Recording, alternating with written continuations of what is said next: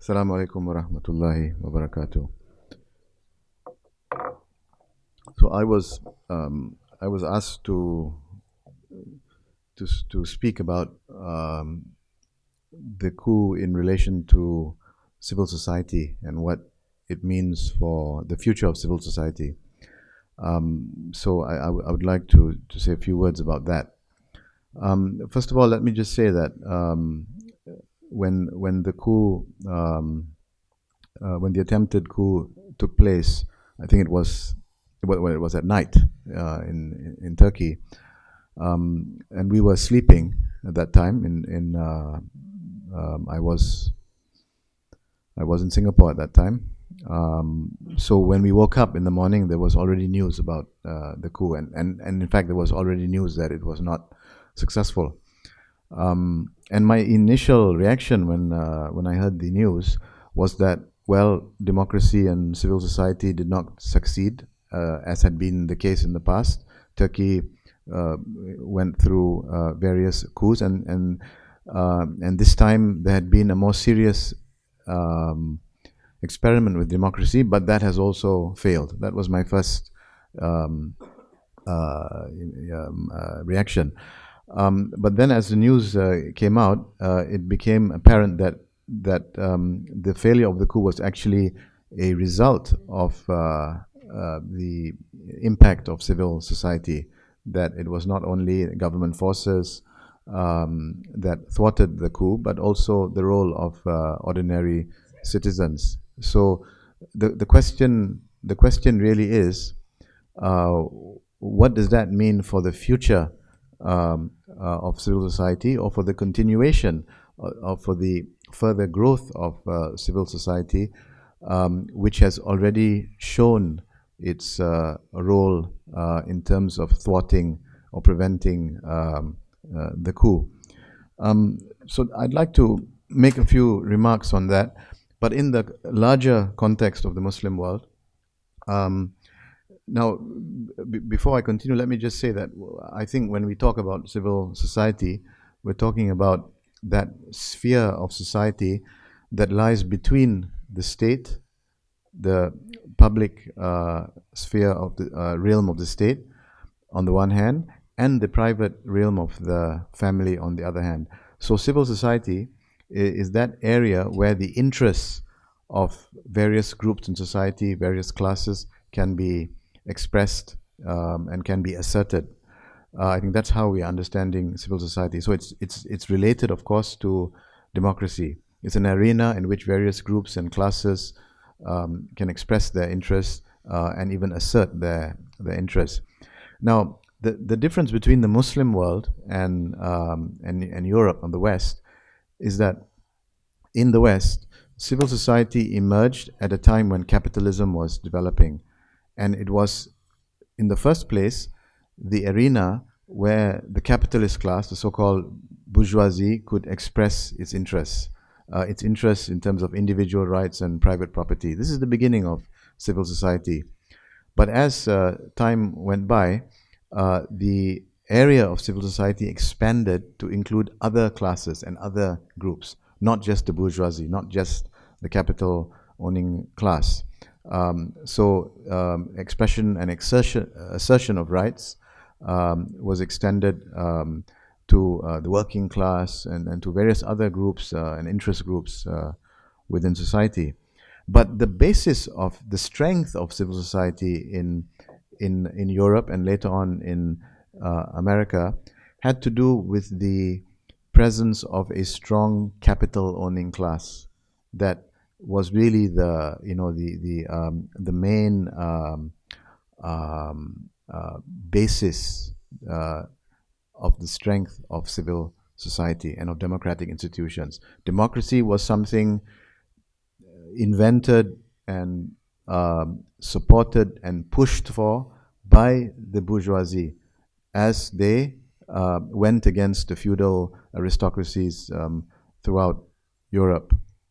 So the bourgeoisie is an important basis of democracy and civil society. Now, that basis of civil society does not exist in the Muslim world, because in the Muslim world, by and large, we do not have this strong, independent bourgeoisie, strong, independent capital owning class. In most of the Muslim world, it is the state that is dominant, and the so-called bourgeoisie is dependent on the state. Now, in the case of the Muslim world, let us just say, for the sake of discussion, one could argue about this. The most democratic countries, I would say, are Indonesia, Malaysia, Turkey. One could probably talk about Lebanon and Morocco, and Iran. But let me just speak about a few of these countries. I don't know much about Morocco and Lebanon, and not that much about Turkey either. But let me just give you an idea of what we're talking about. The in each of these countries, Malaysia, Indonesia, Iran, and Turkey, have different experiences, but are all experimenting in a serious manner with democracy. In the case of Malaysia, a parliamentary democratic system was adopted by the elite, the political elite, who were basically presented with independence by the British. The British, there was no fight for independence. There was no revolution. Basically, there was a process of decolonization in which the Malaysian elite took over British institutions of parliamentary democracy. Now, those institutions of democracy and civil society have been gradually eroded over the years because of the ever increasing role of the state in business, and the resultant need for the state to preserve its interests in economic affairs, which has resulted in erosion of some freedoms and democratic rights. Now, in the case of Indonesia, which started out as an authoritarian regime, in 1998, the Indonesians overthrew the Suharto regime, partly as a result of activities within civil society, because civil society had been growing. There was populist demand for the overthrow of Suharto. And ever since then, in fact, it's a remarkable case of democratization, Indonesia, maybe the most remarkable case in the Muslim world. There was a rapid process of democratization, and within a few years, and certainly by today, Indonesia is probably the most free country in terms of freedom of expression, although they have a long way to go in terms of building institutions. But even both in the case of Malaysia and Indonesia, the basis of democracy has to do with the willingness of the governments to allow for certain freedoms. It's not due to the power of any particular group or class in society. Certainly not any. There's no capitalist or bourgeois class that is that strong that it can assert its authority and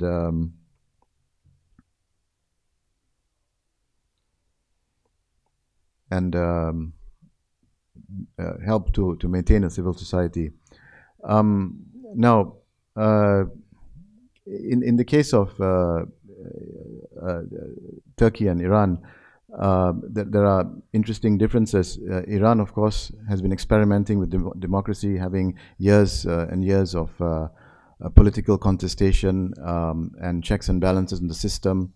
The system is obviously abused, but there has been a development in the political culture of Iranians in terms of acculturation to a system of contestation, of political contestation. And the same thing had been happening in Turkey. And the question I think that people are asking or presenting to themselves in our part of the world, in Indonesia and in Malaysia, is to what extent the coup in Turkey is an expression of the the liveliness and efficacy, the effectiveness of civil society.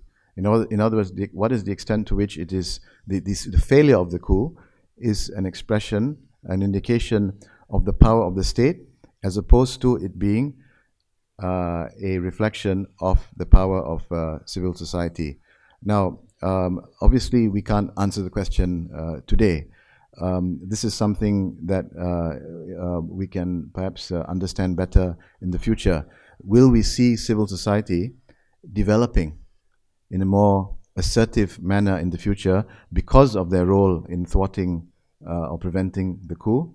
Or will we see the state asserting itself more and playing a more dominant role rather than civil society? I think one could perhaps see the coup or the attempted coup as a turning point in Turkish political history in terms of whether the state is going to play a more dominant role or civil society is going to become more dominant and the state actually becoming less powerful, and I mean less powerful in a positive sense, because really what Democrats want are smaller states and more dominant civil societies.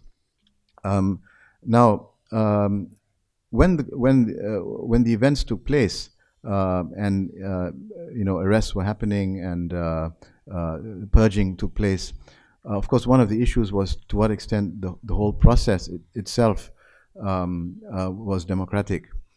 Now, I'm not in a position to make any assessment about that. But what I can say is this. The narrative about what happened and who was to blame and who was involved in the coup, the credibility of that narrative depends on the level of logic and rationality in that narrative. It is very important for the narrative to be credible. And I want to give an example of that. You see, in one of the documents we were given, I think you can, FETO, it's called FETO, by KADEM, Women and Democracy Association. Now, something I found very interesting. There was an attempt to make a comparison between the attempted coup, July 15th, with the Iranian Revolution of 1979. And the comparison that is made is that just as, well, let me just read this part. There's a section here on page 24, page 25, but I'll just read a couple of lines. Just as Khomeini returned to Iran from Paris and became a leader of Iran by exploiting and abusing the religious beliefs of the Iranian people, so too the leader of FETO, Fethullah Gulen, planned to return to Turkey after the July 15 coup. Now, this analogy is extremely problematic. You can't compare the revolution of 1979 with this coup. First of all, the assertion that Khomeini exploited and distorted religious beliefs of Iranian people is very, contentious because it was a populist revolution.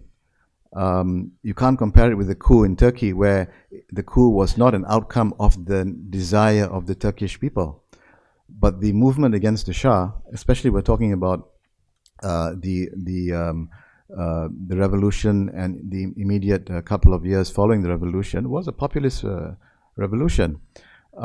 It was a non-violent revolution, a remarkable revolution in the modern period, in the sense that the perpetrators of the revolution, the actors of the revolution, were non-violent. The violent actors were the forces of the Shah, who opened fire on the revolutionaries. So you have the non-violent nature of the movement against the Shah. It's wrong to draw the parallel because one of the great, it's really whether one agrees with the revolution or the ideology is another matter. But in objective terms, it was a very interesting type of revolution, different from the French and the Russian and the Chinese revolutions. And it was an expression of the will of Iranians. We can also talk about what happened after the revolution, where there were serious problems and disagreements, and various groups being disenfranchised. But that is another matter. But I'm giving this example just to point out something to you, to the Turks and those who are analyzing and trying to present their case. You need credibility, and credibility comes from proper, logical, scientific analysis, not from making outlandish claims, which are unbelievable. And you're not going to get sympathy when you make such, for example, when you make such analogies between the Iranian Revolution and the July 15th coup. Similarly, and this is something that we had actually discussed in Malaysia with some colleagues and some activists there. This term "feto" is very problematic. I'm not denying, various aspects of the narrative, of the official narrative in Turkey, but again, when it comes to the credibility of the narrative, you see that there is no such thing as veto, and you would appreciate the problem with the term when you draw the analogy with Al Qaeda. When news about Al Qaeda came into existence, and especially after 9/11. Muslims were going around saying that there's no Al Qaeda. This is a creation of the West. They are creating a fictitious entity and blaming all these events on the Muslims. But fortunately, later, Al Qaeda itself admitted to its existence. I mean, they claimed their own existence, and the term Al Qaeda is their own term. It is not a term given by other people. So we have to be wary of this accusation that we are constructing realities that are not there. Now, there is no organization called FETO. This is a construction. For the credibility of your narrative, you need to have accurate pictures of the reality out there. And the reality is that the Gulen movement is a movement, it's not an organization.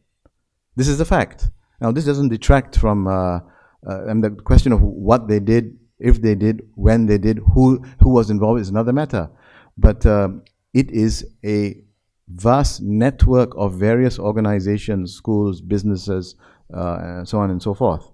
Now, there's a big difference between claiming that a particular entity is an organization as opposed to it being a network of organizations and other kinds of groups. Because in the one case, we're talking about a tightly knit group, which is relatively homogeneous in terms of their ideas and their views and their activities. But on the other, in the other case, you are talking about a loose group network of various organizations, and the left hand and the right hand are not necessarily in sync. It's very important when we are making judgments about what people are doing and making accusations against people. So for the credibility, and this is our view, I think, in Malaysia, in Indonesia. Why is it our view? Because the Turkish government had asked Gulen schools and entities to be shut down, and for in some cases for the Gulenists there to be extradited to Turkey. Now, if you expect that to happen, the narrative has to be credible. If the narrative is not credible, then the story would not be believed. And I think in many cases, I'm aware of some cases in Singapore, in Indonesia, in Pakistan, and in many other countries, the narrative is simply not believed. So you have had a terrible experience there. You've had loss of lives. You've had the possibility of your sovereignty being affected. But and for that reason, you want the narrative to be credible. So you need to be aware that the narrative, there are aspects of the narrative that are not seen to be credible outside the country. And I know this is the case as far as Singapore, Malaysia, and Indonesia are concerned. I just want to end by saying that the great danger, we're talking about civil society in the Muslim world. The great danger for much of the Muslim world is states, governments that are too powerful. In Malaysia itself, we've been talking a lot about the kleptocratic state. I don't know if you're all familiar with the term kleptocracy. Kleptocracy, you know the term kleptomania, kleptomaniacs? Kleptocracies are states basically ruled by thieves. States in which governments preoccupy themselves with the accumulation of capital through corrupt means. There's little transparency. Governments are involved in business on a large scale. Corruption is a major means of capital accumulation. In other words, accumulation of capital through illegal means. These are called kleptocracies. Basically rule by thieves. Many countries that are high up on the list of the corruption index established by a corruption index drawn up by Transparency International are Muslim countries. Indonesia, Malaysia, many other Muslim countries on that list and are high up on the list. This is a problem which is as serious as, if not more serious than terrorism. It even affects the way in which our governments deal with terrorism and extremist ideologies. So much of our future depends on the way in which we deal with corruption, with kleptocracies. And there is research to show that countries which are more democratic and have a more lively civil society are better able to deal with corruption. There is in fact an inverse relationship between the degree of development of civil society and corruption. So while we are dealing with security issues like security, terrorism, political instability, we also need to be aware of the whole problem of corruption, of states that are too powerful and obtain funds illegally in a non-transparent manner, and the way that affects the very security of the state. Thank you very much.